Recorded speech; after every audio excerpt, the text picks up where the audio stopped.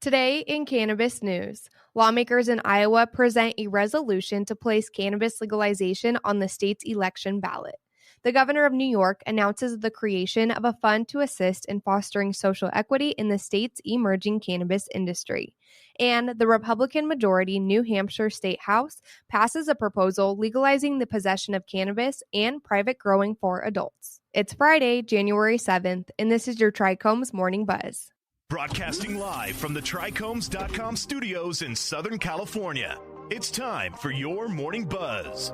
We bring you late-breaking news that keeps you up to date with what's happening in the cannabis industry.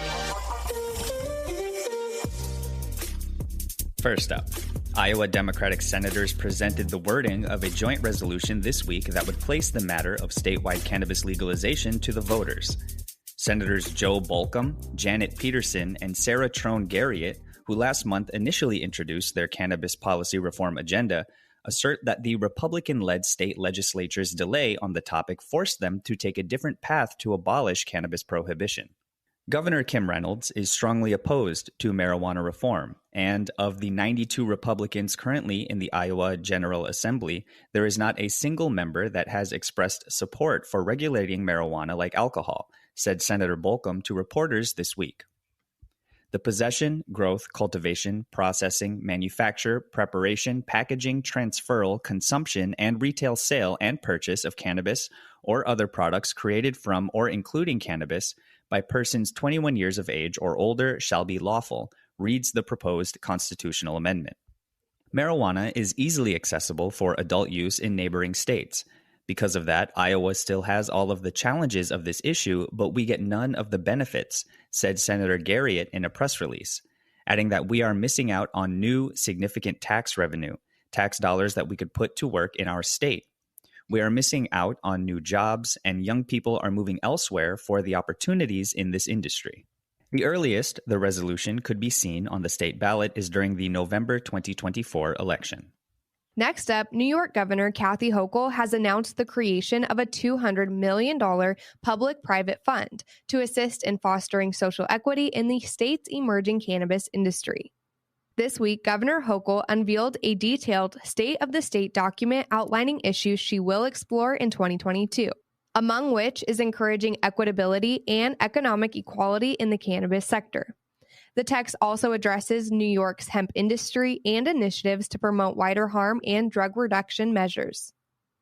Although cannabis company permits have not been granted since statewide cannabis legalization was enacted last year, Hochul stated that the industry has the potential to gain billions of dollars, and it is critical to create opportunities for all New Yorkers, particularly those from historically marginalized communities.